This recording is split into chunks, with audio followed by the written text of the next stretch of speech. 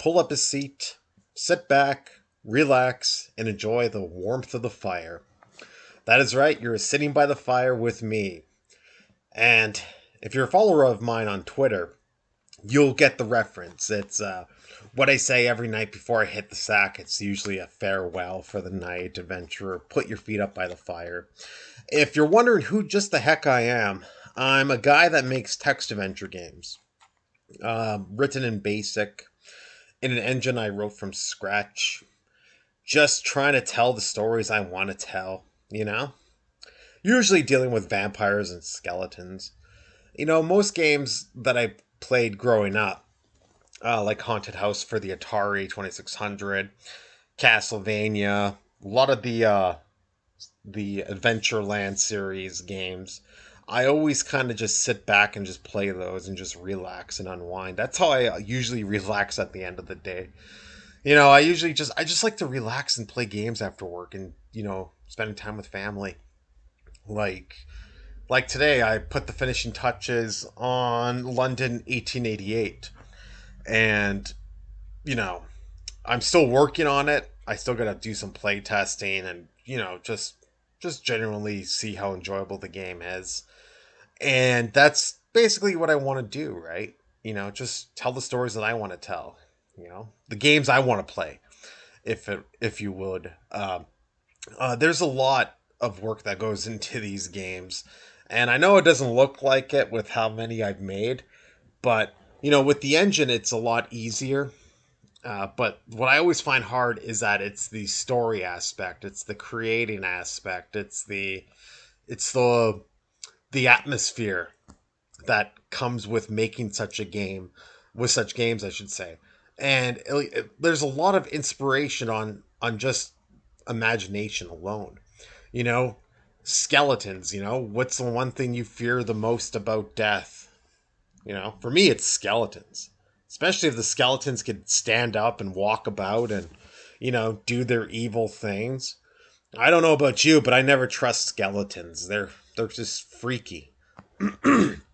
And and I was searching a lot online, and there's a lot of great independent small indie games out there that are really phenomenal and look really well done compared to the games that are made today by AAA studios. Which is funny though, because a lot of these AAA studios got their start rebelling against the system and making the games they wanted to make, and now they just keep putting out garbage. You know, like sports games. Every year every game is just a different year with a different person on the cover with just the slightest amount of change. I don't know. To be honest with you, fine folks out there, I don't see the gist of it. But that's just my opinion. This is just me speaking my mind. I usually like to just, you know, I usually go to the archive and I play text adventures there. I play a lot of old PC computer games there. And that's where I find a lot of these lost gems that have been made, that have been released decades ago, that you can't find that quality anymore. Of course there's software and hardware limitations from like 30 years ago compared to today. Yeah, of course. But the amount of creativity and the amount of fun you could have with these games compared to what's out now is light years away. It's funny with the limitations in technology, something is a lot more enjoyable than what you can find today. And that's what I find really strange with all this money, with all this technology, with all this, trial and error. Games like Call of Duty and Madden and whatnot, that's the best you can come up with, you know? Massive budgets, massive this, massive that. And that's what you do? I don't know. To me, I always find it kind of odd. Remember the game Barnstorming by Activision? It's just you flying around and going into barns. Like, that was a fun game. I played that when I was 6. Yeah. And now look at Activision today. It's boring. It's drab. It's dreary. It's just so dull. It's so uninspiring. That's why I always find it weird when people, because I cruise Reddit, you know, and I go to these game dev areas and they're talking, and it's like, oh, I want to make my game like this, and I want to make my game like that. Basically, saying they want a triple A title style game made by one or two people. And I always find it funny because nobody really has the heart to tell them is that that's just a recipe for disaster. Do your best, make something you want to make. Make the game you want to play. That's what I do. That's what a lot of people do. And it's funny because a lot of these games are really great. You go to Steam, for instance, you could find these games relatively cheap, but just because their price is cheap, people just assume it's garbage, which is never always the case. And that's what really irks me a lot is that you get these games that are half finished that are released that cost $80 and they're garbage. And yet people will line up clamoring for them like trained seals. And yet the guy or girl that made this one game that's like 8-bit and it's small, it's cheap, it has character and soul will be ignored and swept to the wayside. I just find that stuff kind of strange in my opinion. I think it's actually quite insulting, uh, just by how inept the general public is to be supporting these games and supporting these companies. And at the end of the day, there's nothing there's nothing of value. And there's nothing lost, but everything is gained financially. And it's just terrible. I think honestly stuff like this should not even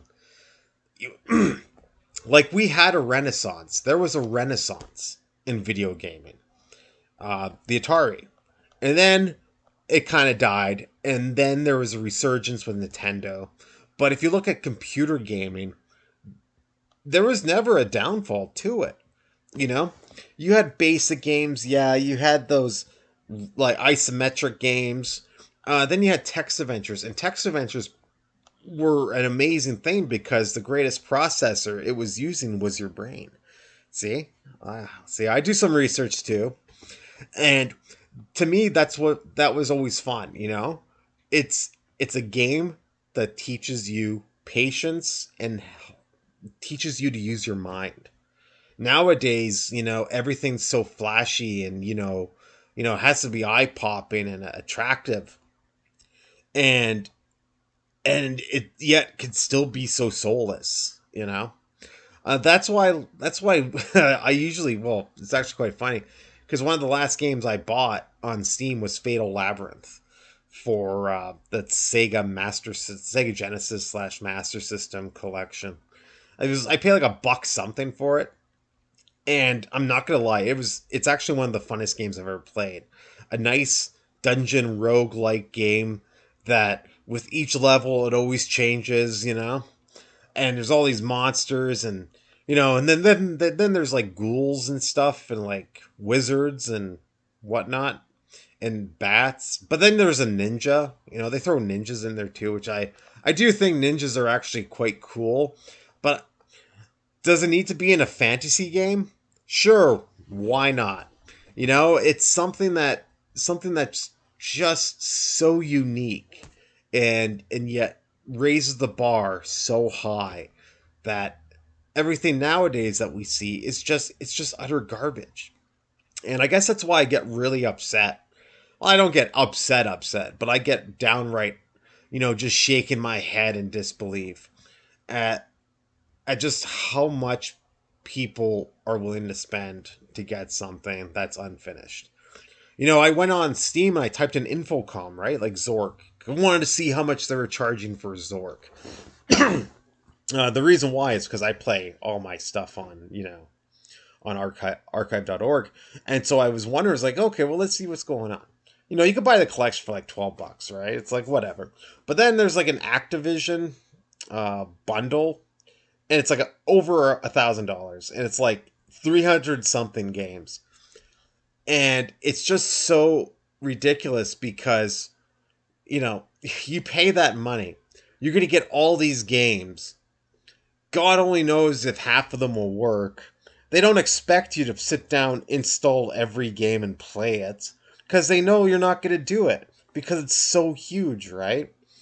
And it's just so mind-numbingly like ridiculous the fact that they'd expect you to pay $1,000 for digital copies. Like, to be honest with you, I don't see the point of that. Like, I love physical copies of games. I find that to be actually some of the most amazing things to ever have, like a nice floppy disk. You know, I actually have a copy of Zork uh, for on a 5 1/4 inch floppy disk somewhere around here. That's pretty fun. I love that. I think that's actually pretty cool to have that. And I have the Twilight Zone one too. You know, that's pretty sweet. But to see everything nowadays is just so boring, you know? And it's just so insulting too to the players. Like they know you're not gonna do it. You're not gonna sit down and install everything. You know, I don't know. You know, when something you love doing becomes nothing but a chase for money, then it's not fun anymore. Then it's no longer art. It's consumable. And to me, like text adventures and you know the indie dev scene, it's about art. It's about expressing yourself. And you may look at what I do and say like, "Oh, these are just boring, generic, you know, text adventure games." You know, you're fine to think that. It's your opinion. But you know, the way I look at it is that as long as it's not about the money and you keep your integrity and creative vision, that's all that matters. And you really have to open up your mind and think to yourself for a second. Like nowadays the market is so oversaturated with games, right? Asset flipping, just stuff with no vision that's just so boring, and it's just so terrible too. And then at the end of it, what do you have to show for it, right? You know, something that's just going to get deleted in a week or so, something that, you know, people are going to be complaining about, and then at the end of the day, just, you know, ignore it. And it's just so mind numbingly bad with how many, like, remakes are coming out. Like, you know, like Grand Theft Auto. Like, Grand Theft Auto, when I first played it, was the first one that was top down. And I thought that was pretty ingenious, the game style. Because it was basically Motor City on the NES. You know, you just drive a car, you go around, you do your thing, that's it, right? But then you get out of your car and you could beat people up and shoot them and explode and stuff like that. Then they made the sequel and the sequel was good. And then they made part three and that was brilliant. And then slowly and slowly they started getting better and better. But then by the end of it, now it's like no remake after remake after remake, and they're just broken and they're just boring. Now keep in mind though, this is just my opinion. All right. Now, I'm not saying like I'm speaking for a lot of people here. This is just my opinion. When the games you used to make are now all that are being remade by yourself, it's just insulting. You know, like it's just a cash grab. Like in reality, I think after a certain period of time, you should just give the original versions away for free. You know, because how many kids these days are going to go out and play San Andreas, you know, and want to pay the, I don't know, $20, let's say? Nobody wants to do that, you know? And then they make these HD versions, like these remakes, and they charge a ridiculous amount of money, and they come out broken, you know? I don't know. I think after a certain amount of time, video games or, you know, software should be free. You know, if your game was out for 20 years or 10 years or so, you know, just release it for free. You know, don't do any changes to it. Release it for free. People will figure out how to run it on modern systems. That's basically it. And that's the message is that just like art, it should be free for everyone. It should be in a museum for people to play. And that's why I support archive.org. You know, I love their software library.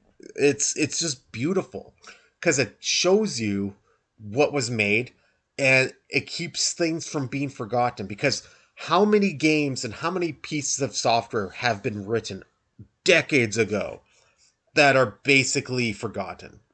Their their authors have died.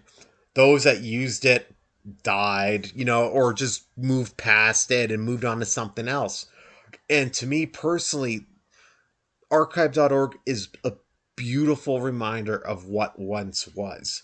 And that's why I love going on there and playing the original Oregon Trail.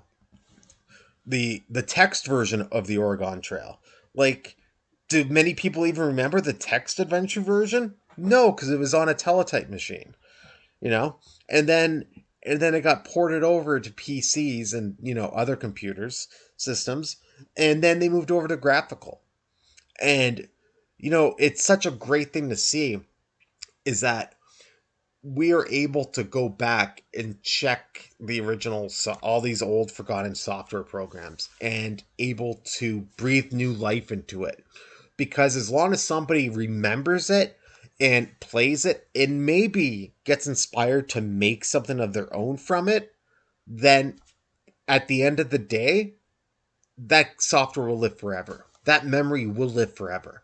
And that's why for me personally, like I always say on my Twitter, or when I'm doing these videos or anywhere, is that I will always support the ideas of archiving old software free for the masses. I believe in that. I believe information should be free for all. No paywall, no nothing. People deserve to have free information. And once you take that away, and once you change the original product and update it for the next generation or whatever like that, you yourself are harming history and your own narrative. And to me, that is the most dangerous tool, the most dangerous weapon to humanity itself. I will always sit back and support the archiving and the free distribution of software. And that's why I love Text Adventure so much. Because no matter what happens, a text adventure will always remain the same. Sure, the masses who used to love them before have moved on. So what? As long as you could turn a new generation onto this whole idea concept of problem solving, of using your imagination, of moving past the expectations of the people that make them, and if there's if there's source code involved too, give them the source code. Let them see the source code, let them learn it, let them study it, let them make their own things from it. It's the building blocks. And that's why I support open source too. And that's why all my games are on GitHub, open source, right? And basic. Boom, right there. You can play them, you can see them, you could edit it, you can get some ideas, you could expand on the adventure if you want. And that's why it's so simplistically done like that, where it's basically one line is like, oh, these are the objects in the game, or these are the NPCs in the game. These are the room descriptions. This is the ending, game over, introduction, mapping, all that stuff is because I want to make it enjoyable for everybody. And that's why I think we really need to step back and watch the beauty of our own creations inspire the next few generations. And to me, forevermore, I will always be making text adventures. I don't think I could ever sit down and have the patience to make something graphical, especially in this day and age. When a game consists of buying your assets and stuff like that just in turn to make a quick buck, to me, I've got no respect for that. And if that's what you want to do, so be it. Go for it. But to me, I prefer integrity and artistic choice over making a quick buck. But that's enough about me talking. I hope you enjoyed this episode of Sitting by the Fire with Dave. It means a lot being able to sit down once a week, away from all the craziness and hectic natures of our world, and sit down and just talk about what's been on my mind. But that's basically it. This is all I've been thinking about this week, thinking about topics to discuss with you all. and I hope you enjoy it. So don't forget to comment, like, subscribe, share, follow me on Twitter, download my games, they're free. Links are in the description below. Be good people, protect the history of software, and keep copying those floppies, I guess. So with that being said, farewell.